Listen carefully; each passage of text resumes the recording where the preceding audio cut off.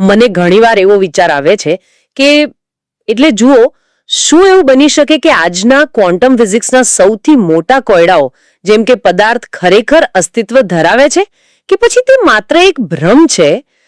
તેનો ઉકેલ સદીઓ પહેલા ભારતમાં કોઈ પણ જાતના માઇક્રોસ્કોપ કે આધુનિક લેબોરેટરી વિના જ શોધી કાઢવામાં આવ્યો હોય. આ ખરેખર બહુ ઊંડો વિચાર છે. હા, કારણ કે કલ્પના કરો કે જે જવાબો માટે આજે વૈજ્ઞાનિકો અબજો ડોલરના લાર્જ હેડ્રોન કોલાઇડરનો ઉપયોગ કરી રહ્યા છે, તે જ જવાબો હજારો વર્ષો પહેલા લખાયેલા ગ્રંથોમાં પહેલેથી જ છુપાયેલા હોય. અરે બિલકુલ. અને આ વિચાર જ અદ્ભુત છે. આજના આ માહિતીના અતિરેકવાળા યુગમાં જ્યાં રોજ નવી થિયરીઓ આવે છે અને આપણે સતત કન્ફ્યુઝ રહીએ છીએ, ત્યાં આ પ્રાચીન ફિલોસોફી માત્ર એક જૂનો ઐતિહાસિક વારસો નથી રહેતી. બરાબર. પણ તે વાસ્તવિકતાને સમજવા માટેનું એક અત્યંત વ્યવહારિક સાધન બની જાય છે. તે આપણને અસ્તિત્વના મૂળભૂત સવાલોને જોવાનો એક સાવ નવો જ દૃષ્ટિકોણ આપે છે. એક્ઝેક્ટલી. અને એટલે જ આજના આપણા આ ઊંડાણપૂર્વકના અભ્યાસમાં આપણે એક અત્યંત ગહન અને રસપ્રદ દસ્તાવેજ પર ચર્ચા કરવાના છીએ. ગોસ્વામી શ્યામ મનોહર દ્વારા લખાયેલ સાકાર બ્રહ્મવાદ તત્વચિંતન અને સંસ્કૃતિ વિમર્શ.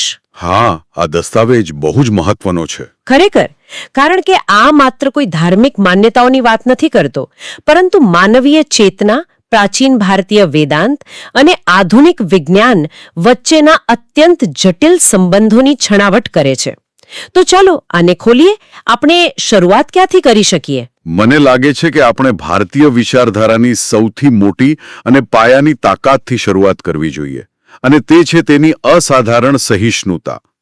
દુનિયાના ઇતિહાસ પર નજર કરીએ તો જ્યારે પણ બે અલગ અલગ વિચારધારાઓ સામસામે આવી છે, ત્યારે મોટે ભાગે લોહિયાળ સૈદ્ધાંતિક યુદ્ધો જ થયા છે. સાચી વાત છે. મતલબ પશ્ચિમના ઇતિહાસમાં ધર્મ અને વિજ્ઞાન વચ્ચે અથવા બે અલગ ધર્મો વચ્ચેના સંઘર્ષો તો આપણે જોયા જ છે. પણ ભારતીય દર્શનની એક ખૂબી રહી છે કે અહીં વિરોધી વિચારોને કચડી નાખવાને બદલે તેમને સાંભળવામાં આવ્યા છે. દસ્તાવેજમાં સ્પષ્ટ લખ્યું છે કે ભારતીય દર્શનમાં પૂર્વ પક્ષ એટલે કે વિરોધીના મત પ્રત્યેની સ્વસ્થ સહિષ્ણુતા અજોડ છે. એટલે કે કોઈ પણ નવો સિદ્ધાંત આપતા પહેલા પોતાના વિરોધીના સિદ્ધાંતને પૂરા માન સાથે સમજવો પડે છે. બિલકુલ. વિરોધી મતને સમજ્યા વિના તમે તમારો મત ન આપી શકો. આ ખરેખર બહુ મોટી વાત છે. અને દસ્તાવેજમાં આગળ જતા વેદાંતને એક કલ્પવૃક્ષ સમાન ગણાવવામાં આવ્યું છે. આપણે જાણીએ છીએ કે કલ્પવૃક્ષ એટલે એવો પૌરાણિક વૃક્ષ જે દરેક મનોકામના પૂરી કરે છે અને જેની અનેક ડાળીઓ હોય છે. પણ આ ડાળીઓનો અર્થ શું છે? જુઓ, વેદાંતની ડાળીઓ એટલે તેના અલગ અલગ સંપ્રદાયો. હા, કારણ કે જ્યારે આપણે વેદાંત શબ્દ સાંભળીએ છીએ ત્યારે લોકો અલગ અલગ આચાર્યોના નામ આપે છે. શંકરાચાર્ય, રામાનુજાચાર્ય, મધ્વાચાર્ય, વલ્લભાચાર્ય. સામાન્ય માણસ માટે આ બધું બહુ ગૂંચવણભર્યું બની જાય છે. આ બધા વચ્ચે મૂળ તફાવત શું છે? આ ગૂંચવણને દૂર કરવી બહુ જરૂરી છે. ચલો આપણે આને બહુ સરળ રીતે સમજીએ. કલ્પના કરો કે એક અનંત મહાસાગર છે. શંકરાચાર્યનો કેવલાદ્વૈત સિદ્ધાંત એવું માને છે કે માત્ર અને માત્ર આ મહાસાગર જ સત્ય છે. ઓકે. તેમાં ઈઠતા મોજા કે ફીણ એ બધું માત્ર એક ભ્રમ છે, માયા છે, એટલે કે જગત મિથ્યા છે. બરાબર, જગત મિથ્યા છે. પછી આવે છે મધ્વાચાર્યનો દ્વૈત સિદ્ધાંત. તેઓ કહે છે કે મહાસાગર અલગ છે અને તેમાં તરતું જહાજ અલગ છે. એટલે કે ઈશ્વર અને જીવ કાયમ માટે અલગ છે. હા, બિલકુલ. અને રામાનુજાચાર્યનો વિશિષ્ટાદ્વૈત થોડો અલગ રસ્તો લે છે, જ્યાં તેઓ કહે છે કે જગત અને જીવ એ ઈશ્વરના જ વિશેષણો છે. પરંતુ આ દસ્તાવેજ જેના પર સૌથી વધુ ભાર મૂકે છે તે છે મહાપ્રભુ વલ્લભાચાર્યનો શુદ્ધાદ્વૈત, અથવા જેને સાકાર બ્રહ્મવાદ કહેવાય છે. ઓકે, તો આ શુદ્ધાદ્વૈત બાકીના બધા કરતા કેવી રીતે અલગ પડે છે? હું એ સમજવા માંગુ છું. શુદ્ધાદ્વૈત બહુ સુંદર વાત કહે છે. તે કહે છે કે મહાસાગર પણ સત્ય છે અને તેમાંથી ઉઠતું મોજું પણ એટલું જ સત્ય છે. ઓહ, એટલે મોજું મિથ્યા નથી? ના, જરાય નહીં. મોજું એ મહાસાગરથી અલગ નથી. તે મૂળ તો પાણી જ છે ને, પણ તેનું એક અલગ સ્વરૂપ પ્રગટ થયું છે. આમાં કોઈ ભ્રમ નથી કે કોઈ માયા નથી. બધું જ શુદ્ધ રૂપે બ્રહ્મ છે. અચ્છા. અને એટલે જ તેને સંસ્કૃતમાં સર્વવાદાનુરોધી નાનાવાદાનુરોધી કહેવાયું છે. એક મિનિટ, આ શબ્દનો અર્થ શું થાય? આનો સરળ અર્થ એ છે કે તે કોઈ પણ અન્ય વાદનો વિરોધ નથી કરતો, પણ તમામ અલગ અલગ દૃષ્ટિકોણોને પોતાનામાં સમાવી લે છે. પશ્ચિમી ફિલોસોફીમાં કદાચ સ્પિનોઝાના વિચારો આની થોડી નજીક આવે છે, પણ વલ્લભ દર્શનની વ્યાપકતા અનંત છે. આને સમજવા માટે મારા મગજમાં એક ઉદાહરણ આવે છે. હા, કહો ને. આ જાણે એક મોટા પ્રિઝમ જેવું છે.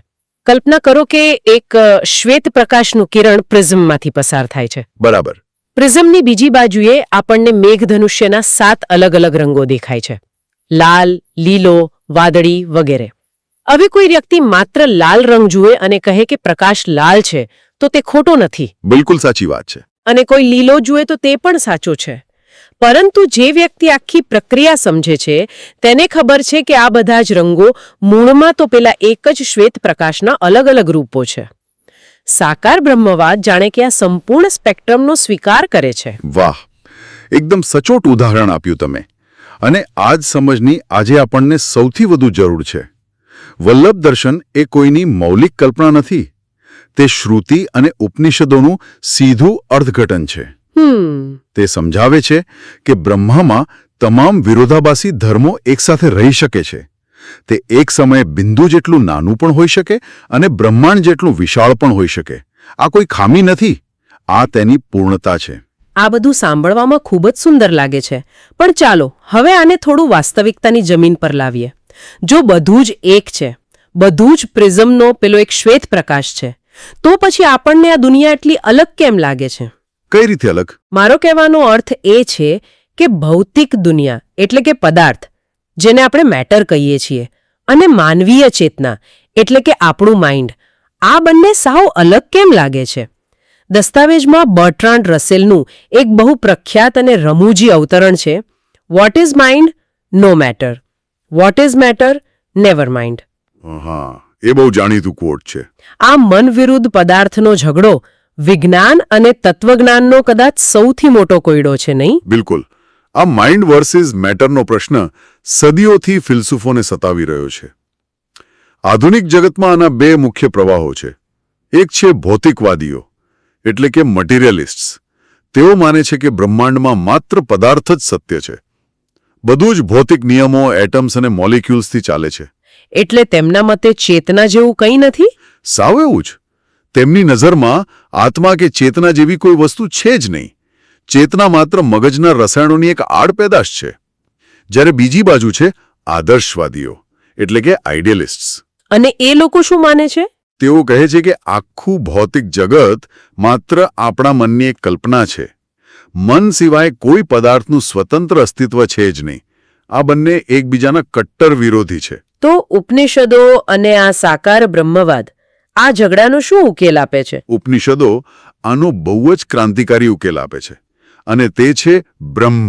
શુદ્ધાદ્વૈત કહે છે કે આ જળ પદાર્થ અને આ ચેતન મન બંને અલગ નથી, પણ બંને એ એક જ બ્રહ્મના અલગ અલગ આવિષ્કારો છે. અચ્છા, એટલે બંને એક જ સિક્કાની બે બાજુ છે? હા, બ્રહ્મ વ્યાપક છે અને તે જ બંનેનું અધિષ્ઠાન છે.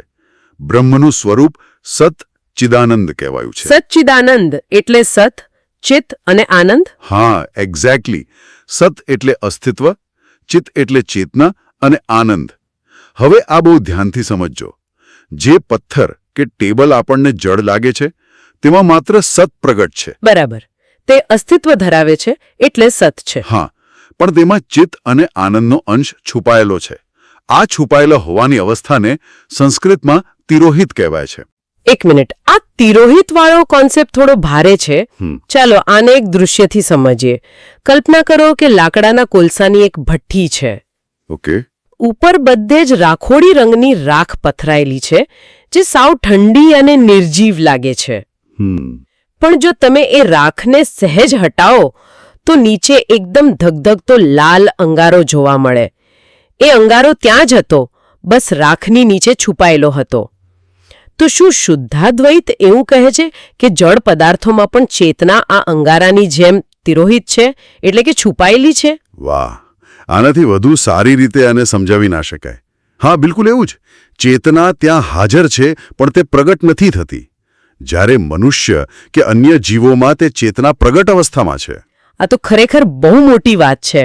હા, અને જુઓ, આજના આધુનિક ક્વોન્ટમ લેવલના વિજ્ઞાને પણ હવે સ્વીકારવાનું શરૂ કર્યું છે કે પદાર્થ સાવ નિષ્ક્રિય નથી. હા, મેં સાંભળ્યું છે એના વિશે. સબ એટોમિક લેવલ પર ક્વોર્ક્સ અને ઇલેક્ટ્રોન્સ સતત પ્રતિક્રિયા આપે છે, જાણે કે તેમની પાસે કોઈ પ્રાથમિક કક્ષાની ચેતના હોય.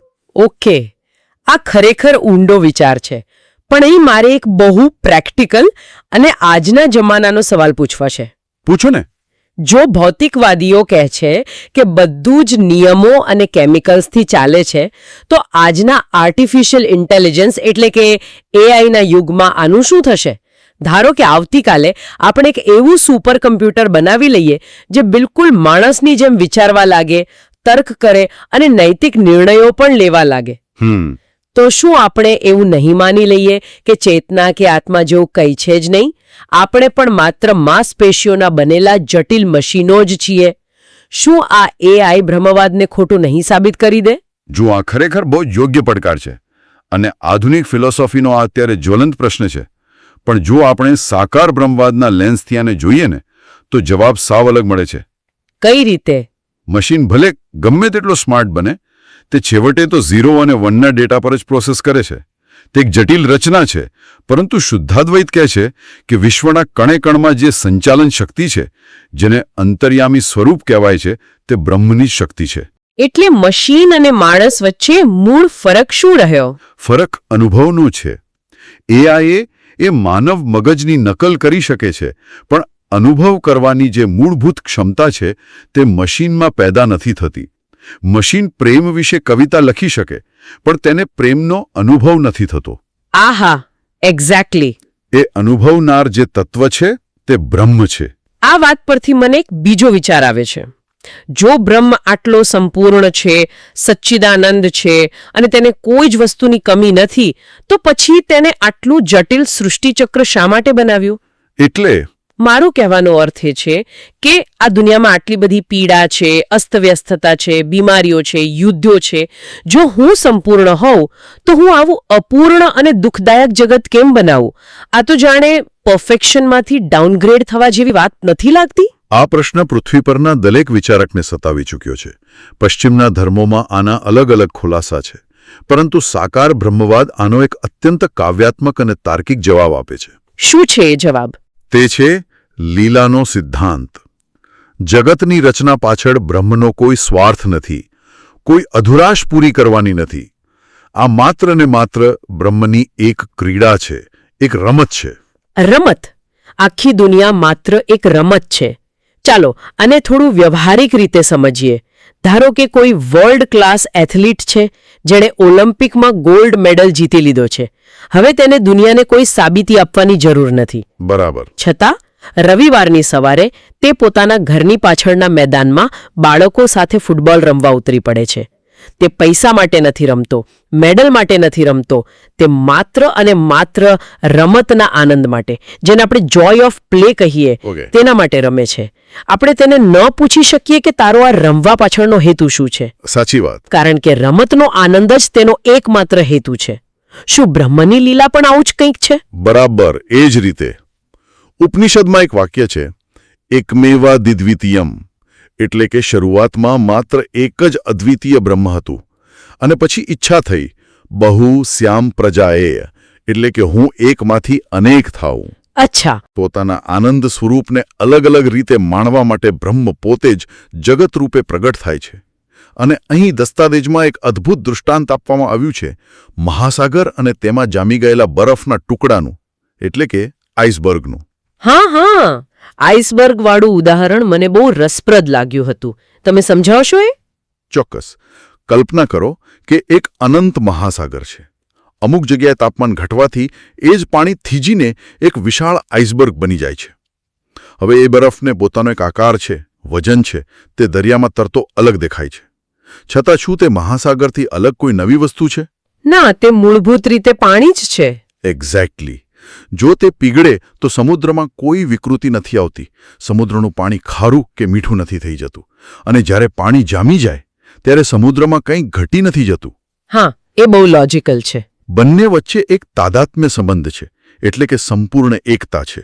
શુદ્ધાદ્વૈત કહે છે કે જગત અને બ્રહ્મ વચ્ચે પણ આવો જ તાદાત્મ્ય સંબંધ છે. જગત એ બ્રહ્મનો જ આકાર છે. પણ જુઓ, જો આપણે બધા પેલા બરફના ટુકડા જેવા જ છીએ અને આપણે બધા જ એ મહાસાગરનો હિસ્સો છીએ, તો પછી આપણે આટલા ડરેલા કેમ રહીએ છીએ? આપણને કેમ એવું લાગે છે કે આપણે એકલા છીએ અને આપણું અસ્તિત્વ જોખમમાં છે? આ જ તો સૌથી મોટી સમસ્યા છે, જેને વેદાંતની ભાષામાં અવિદ્યા કહેવાય છે. અવિદ્યા એટલે અજ્ઞાન. હા, દસ્તાવેજમાં અવિદ્યાના 5 પર્વો એટલે કે 5 સ્તરોની વાત કરવામાં આવી છે. આ 5 સ્તરો મૂળભૂત રીતે આપણું અજ્ઞાન જ છે. કેવી રીતે? આપણે ભૂલી જઈએ છીએ કે આપણે પાણી છીએ. બરફને એવો અહંકાર આવી જાય છે કે મારો આકાર જ મારું સત્ય છે. તે શરીરને જ પોતાનું સર્વસ્વ માની લે છે અને જ્યારે આકાર પીગળવાની તૈયારી થાય એટલે કે મૃત્યુ નજીક આવે ત્યારે તે ભયભીત થઈ જાય છે. ઓહ, એટલે આકાર ગુમાવવાનો ડર. બરાબર. આ અવિદ્યા છે અને તેની સામે વિદ્યાના પણ 5 પર્વો છે, જેમ કે જ્ઞાન, વૈરાગ્ય, ભક્તિ. આ વિદ્યા દ્વારા જીવને સમજાય છે કે તે ક્યારેય મહાસાગરથી અલગ હતો જ નહીં. આ સમજણ આવતા જ બધો ભય, શોક અને મોહ દૂર થઈ જાય છે. ઓકે, આ તો થઈ તત્વજ્ઞાનની બહુ ઊંડી વાતો. પણ ચાલો આ પ્રાચીન તત્વજ્ઞાનને આજના આધુનિક વિજ્ઞાન, ખાસ કરીને મગજ વિજ્ઞાન અથવા ન્યુરોસાયન્સ સામે ઊભું રાખીએ. હા, ચાલો. શું આ વિચારો આજે ટકી શકે ખરા? દસ્તાવેજમાં જર્મન ફિલસૂફ ઇમેન્યુએલ કાન્ટનો ઉલ્લેખ છે અને ત્યાં એક બહુ જ રસપ્રદ એનાલોજી આપી છે, હેકુબાની. કાન્ટ કેમ હતાશ હતા અને આ હેકુબા કોણ છે? આ બહુ રસપ્રદ ઐતિહાસિક સંદર્ભ છે. હેકુબા એક ગ્રીક માઇથોલોજીમાં ટ્રોયના રાજાની પત્ની હતી, જેણે યુદ્ધમાં પોતાનું બધું જ ગુમાવી દીધું હતું અને તે સતત રડતી રહેતી હતી. અચ્છા. ઇમેન્યુએલ કાન્ટે 18મી સદીમાં તત્વજ્ઞાનની સરખામણી આ રડતી હેકુબા સાથે કરી હતી. પણ એવું કેમ? તત્વજ્ઞાન કેમ રડી રહ્યું હતું? કારણ કે કાન્ટનું માનવું હતું કે આપણી માનવીય ઇન્દ્રિયો, આંખ, કાન, સ્પર્શ બહુ મર્યાદિત છે. આપણે માત્ર વસ્તુઓના બાહ્ય રૂપ જ જોઈ શકીએ છીએ, પણ વસ્તુનું વાસ્તવિક સત્ય એટલે કે અલ્ટિમેટ રિયાલિટી, જેને થિંગ્સ ઇન ધેમસેલ્વ્સ કહેવાય, તે ક્યારેય જાણી શકતા નથી. ઓહ, એટલે વાસ્તવિકતા આપણે જાણી જ ન શકીએ એમ? હા, તેથી તત્વજ્ઞાન હેકુબાની જેમ રડી રહ્યું છે, કારણ કે વાસ્તવિકતા અજ્ઞેય છે, અનનોએબલ છે. પણ જુઓ, આજે સ્થિતિ બદલાઈ ગઈ છે ને. આજે આધુનિક વિજ્ઞાન તો જાણે કે ભગવાન બની ગયું છે.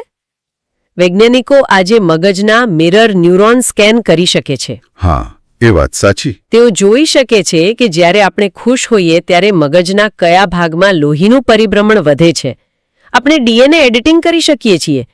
ડિજિટલ સેન્સર્સ બનાવી શકીએ છીએ, જે આપણી આંખ અને કાન કરતાં પણ વધુ પાવરફુલ છે.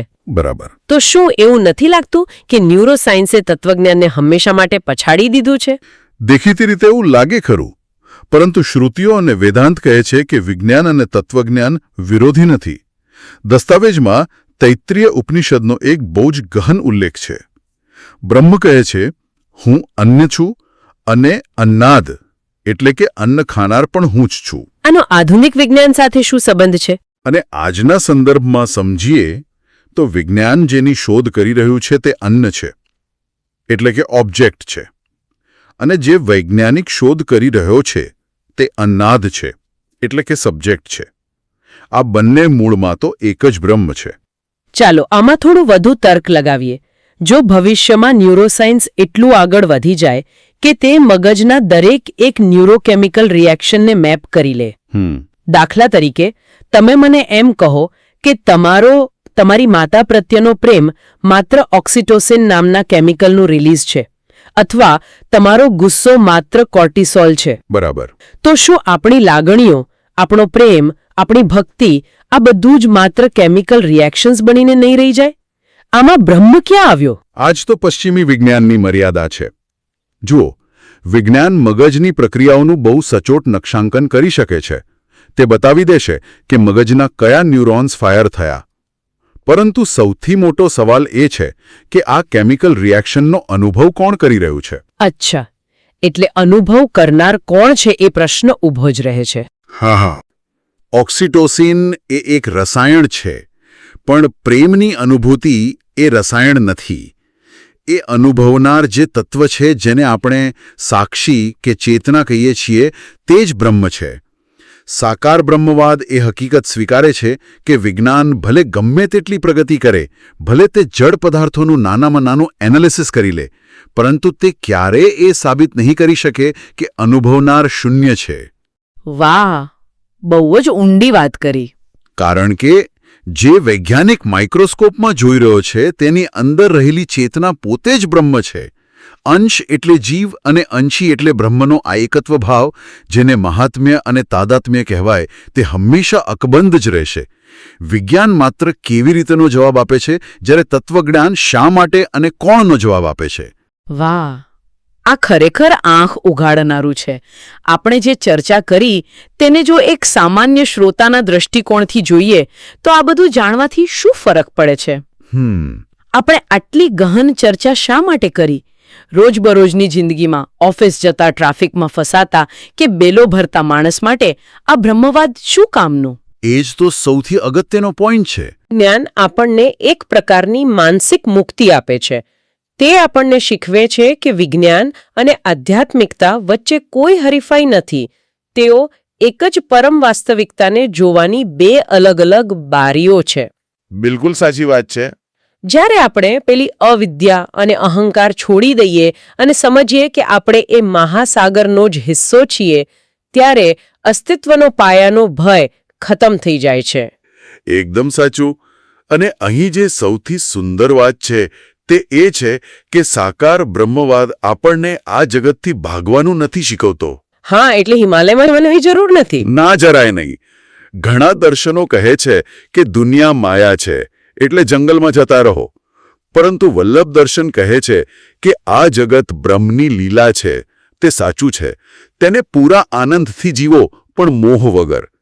આપણા જીવનની દરેક ઘટના એ મહાસાગરના મોજા જેવી છે. તેમાં ઉઠવાનો અને પડવાનો આનંદ લો. વિજ્ઞાનના સાધનો ભલે ગમે તેટલા અત્યાધુનિક થઈ જાય, પણ તે આખરે તો એ જ અનંત શક્તિની લીલાને સમજવાના પ્રયાસો જ છે. એકદમ સાચું.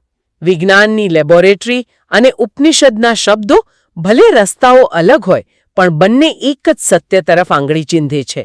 આપણું અસ્તિત્વ કોઈ અકસ્માત કે કેમિકલ ભૂલ નથી, પણ એક મહાન અને હેતુપૂર્ણ લીલાનો ભાગ છે. અને આ જ સમજણ જ્યારે આપણા રોજિંદા જીવનમાં ઉતરે છે, ત્યારે આપણે શરૂઆતમાં વાત કરી તેવી સાચી સહિષ્ણુતા કેળવાય છે. બરાબર. જ્યારે તમને ખબર પડે છે કે તમારી સામે ઊભેલો તમારો વિરોધી પણ એ જ મહાસાગરનું બીજું મોજું છે, ત્યારે વિરોધ રહેતો જ નથી, માત્ર સ્વીકૃતિ રહે છે. સાચે જ અદ્ભુત. આજના અત્યંત ગહન અને રસપ્રદ અભ્યાસના અંતે હું શ્રોતાઓને એક એવા વિચાર સાથે છોડી જવા માંગુ છું જે કદાચ તમને આજે રાત્રે વિચારતા કરી દેશે. આખી ચર્ચામાં આપણે મન, ચેતના, પદાર્થ અને જાગૃત અવસ્થાની વાતો કરી. આપણે પેલા આઈસબર્ગ અને મહાસાગરનું ઉદાહરણ પણ જોયું. પરંતુ જરા શાંતિથી વિચારો, જ્યારે કોઈ વ્યક્તિ રાત્રે ગાઢ સ્વપ્ન રહિત નિદ્રામાં સરી પડે છે, ત્યારે શું થાય છે?